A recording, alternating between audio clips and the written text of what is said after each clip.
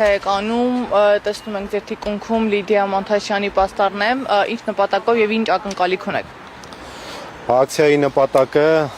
հանրությանը ներկայացնելու, որ Հայաստանում կա կին քաղբանտարկյալ, ում մեղադրանք է առաջադրվել ահաբեկչության նախապատրաստում հոդվածով եւ այդ գործը շինցու գործ է, շինցու մեղադրանք է։ Եվ ես այս ակցիայի միջոցով փորձում եմ հասարակության հանրության ուշադրությունը սևեռել այս խնդրին, որպեսզի հնարավորինս շուտ ազատություն լինի Լիդիա Մանթաշյանին, ինչի համար եմ իրականացրել այս ակցիան, քանի որ հանրությունը լռում է, հատկապես կանանց իրավունքների պաշտպանության գործով զբաղվող կազմակերպությունները, մարդկանց իրավունքներով զբաղվող կազմակերպությունները լուռ են։ Ես հրավիրում եմ բոլորի ուշադրությունը, մասնավորապես մեր արվեստի բնագավառի, մշակույթի բնագավառի գործիչներին, ինչպես նաև ազգային ժողովի պատգամավորների եւ հատկապես կին պատգամավորներին եւ նաև կին լրագրողների ուշադրությունը, որովհետեւ այս խնդրի առաջ այսօր կանգնած է Լիդիա Մանթաշյանը, հաջորդը կարող են լինել յուրաքանչյուր ոք ձեզանից ու ես իմ պաշտպանությունն ու աջակցությունն եմ ցուցաբերում մի օգուտ Լիդիա Մանթաշյանի։ Որն է ձեր օրակարգը, ինչ եք պատրաստում անել։ Ես իրականացնելու եմ նստացույց, կշարունակվի այնքան ժամանակ, քանի դեռ Լիդիա Մանթաշյանը գտնվում է մեկուսարանում երկաթե դռների ծայնքում։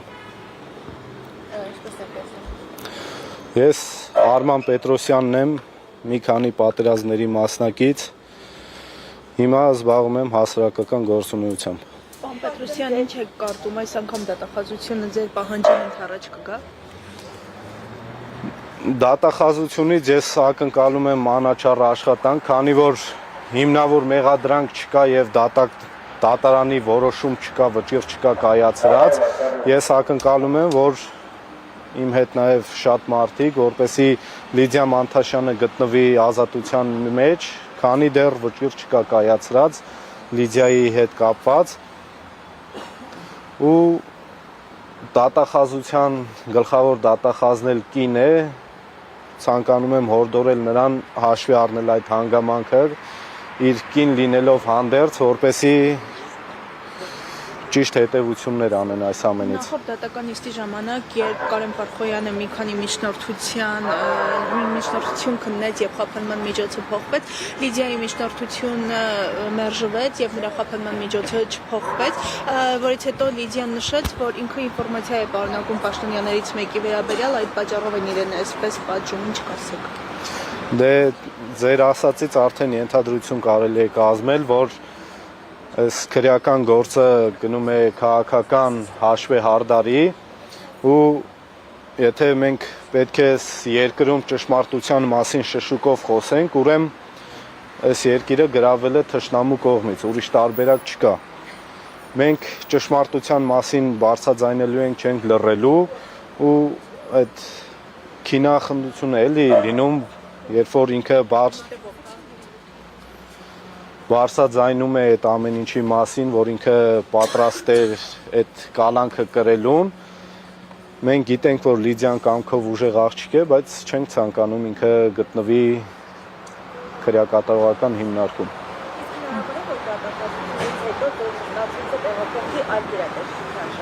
Քանի որ ինքնուրույն նշել եք, որ արդարադատության նախարարության շենքի դիմաց ելնելու, ինչով պայմանավորվեց, որ վայրը փոփոխեցիք։ Արդարադատության շենքը բոլորին հայտնի էր, դրա համար ենք ասել արդարադատության շենքի մոտ,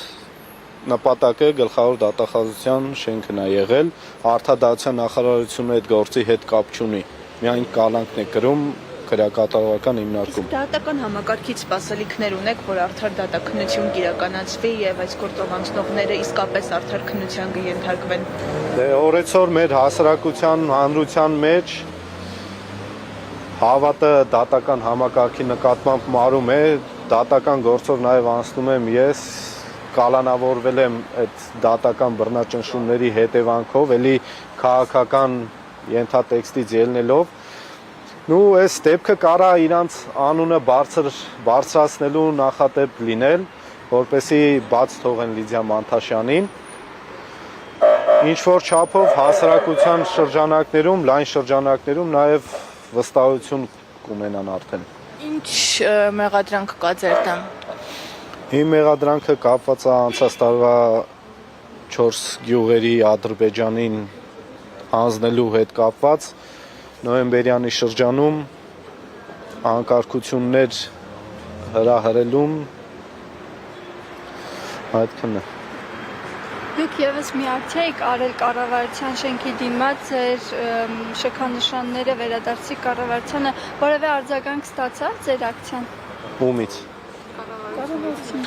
Կառավարությունից ակնկալիք էլ չկար, որպեսզի նրանք արձագանքեին այդ հանգամանքին, քանի որ ես հանձնում եմ ամենաթանկը ինչը ձեռք էի բերել կյանքում ու այդ արժե համակարգի մեջ իրանք չէին տեղավորվում, ուստի իրանցից ակնկալիք չկար որևէ բան սպասելու։ Ինչ սպասումներ ունեք հանրային աջակցությունից, մաղթանց միանալը կփոխի ինչ-որ բան, փոփոխություններ կլինի։ Միանշանակ, եթե հանրությունը իր բողոքի ձայնը բարձրացնի եւ մարդկանց քանակը շատանա, մենք կկարողանանք այդ միջոցով ճնշել թե դատական համակարգին, թե դատախազությանը, որպեսզի նրանք իրենց որոշման մեջ փոփոխություններ կատարեն։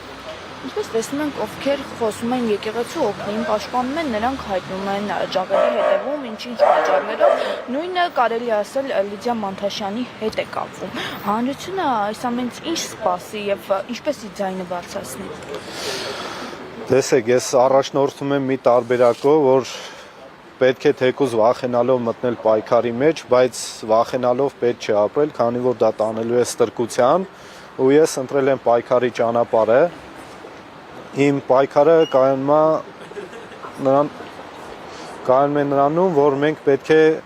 մինչև վերջ հասնենք նրան, ոչ թե իշխանափոխություն իրականացնենք, այլ այդ իշխանափոխությունից հետո իրականացնենք այն, ինչը մեր երկիրը կդարձնի տարածաշրջանում գործոն եւ վերջապես դուրս կգանք այս գոյության խղճուկ պայքարի մեջից։ Շնորհակալություն։